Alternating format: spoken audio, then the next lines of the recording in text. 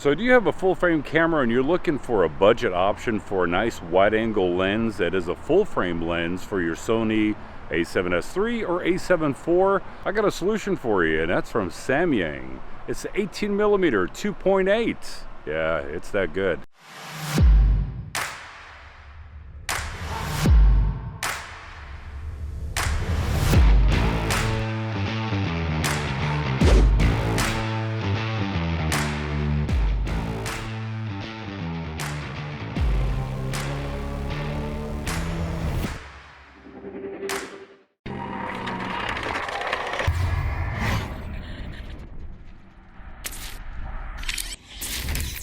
All right, so first things first, for those that are kind of wondering, all right, no, Samyang did not sponsor this video. They did not even send me this video. This is a purchase that I made out of my own pocket with my own hard-earned money. Why? Because I wanted to get a wide-angle lens for my full-frame cameras for the A7S III and also for the A7IV. And after using this now for the last month, I can tell you, I love this lens. It's small, compact, it's sharp, it's got great autofocus, very reliable. It's not weather sealed, but we'll get into that in just a minute. And today's video is sponsored by Artlist and Artgrid, where you can get thousands of royalty-free and copyright-free music and video clips for Facebook, Twitter, Instagram, YouTube, and even all of your commercial projects as well. And once you download a song, it's yours to use forever. Click my link below to get an extra 2 months on your subscription. What a pretty day. Pool looks good. Yeah, it does look good, and I'm going to jump in it a little bit later on. So why do you really need a wide-angle lens? Well, with a lot of these cameras, and it's not just full-frame cameras, but with a lot of cameras, if you want a wider field of view, if you're looking at any lens out there that you buy, and let's say it says 18mm, if it's on an APS-C or 1-inch sensor, that's not a true 18mm because you have to consider the crop. But when you're talking about a full frame camera, now you're talking about getting a proper field of view.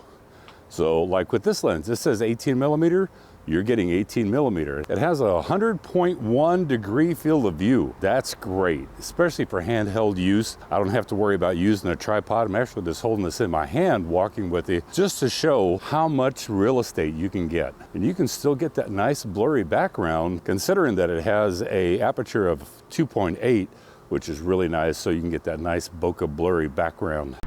Okay, so now with the Sony A7S III, and I've got the G Master lens on here, the 24-70, just to kind of give you a little rough idea of how far you need to actually hold this behemoth out to be able to vlog, and it weighs close to 5 pounds in your hands, so that gets a little bit heavy. Now let's change it over to the Samyang lens just to see the difference in field of view. And now I've switched over to the Samyang, the 18mm. Now this one is an f2.8, which is the same thing that the 24-70 G Master lens is. So you get that really nice shallow depth of field, should be able to get a good blurry background, but also just look at how much closer I can get. I can get this close to the camera. That's pretty darn close, isn't it? And I don't have to worry about weight because this lens is so light and it gives you that nice wide field of view. Now next up we'll do a little autofocus test. Okay, so now I'm going to do the autofocus test with the aperture set to 2.8, but just to kind of give you a little idea of what the blurry background can actually look like. So I'm going to step out of frame, back into frame, back into frame, step back, come forward, hand out, back to face, hand, back to face. I will say, this is how close that I am. I can touch the lens right there. So it's not too bad. I mean, when you consider that the autofocus is very snappy, very responsive with this lens, but all this real estate that you can get with it. I mean, you can be this close and still have a very wide angle at 18mm on a full frame. And by the way, if you're just wondering what tripod that I was just using, it's this guy right here. It's made by Victiv. I'll put a link in the description below so that you guys can check it out for yourself. But this thing is built like a tank, very, very secure. I have no worries about a camera dropping off this thing. Ah, yes, nice blurry background. Got my peach tree behind me here. Ton of peaches on it already. I mean, take a look. We've got peach here, peach there, peaches up in here. Right there, we've got a tri-cluster, a little three nutter. Looking forward to some good juicy peaches this year out of this tree. And by the way, if you're wondering where the audio is coming from, it's actually from the Hollyland Lark 150. I'll be doing a review on this wireless microphone very shortly. I think it's going to sound pretty good, but back to this lens. A couple of things that I really like about this lens, and the first and foremost is it's light, it's sharp, it has a very nice linear autofocus motor in it, so autofocus is nice and snappy with this. Now this lens has 8 specialized elements out of 9. It has very good sharpness, very low chromatic aberrations, and very little distortion. I guess the kicker about this lens is it comes in at 145 grams. It's 167.4, I believe, if you have the caps on it. So really, really lightweight overall. Now it has a 58mm thread on it, so if you want to put ND filters on, you can. So that's a very common thread size. Now regarding build quality of this lens, one thing to keep in mind, the lens is made out of a composite plastic. So it's not built like a brick house. It is you feel it in your hands, how light that it is. But the nice thing is that it does have a metal contact point. So where it screws into the camera is all metal. Now, something to keep in mind with this lens, it is not weather sealed at all whatsoever. So with the 24-70 G Master lens that I have, it's weather sealed. My Sony A7 IV with its kit lens, that's all weather sealed from the lens to the camera body.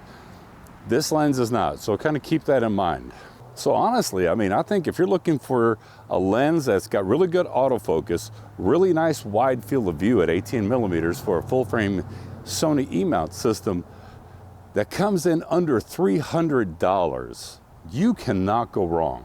I mean, think about it. I'm holding this, I don't know, maybe a foot away from me right now, hand holding it, and it works just fine. And last but not least, just one more little advantage to this lens. Its focusing distance is only 9.8 inches, so you don't have to worry about being 2 feet away from it before it starts to focus. You can be up nice and close, still get a good focus with it. Under $300, is this something that I recommend? Absolutely, 100%. You know, I'm just sitting here looking at the screen.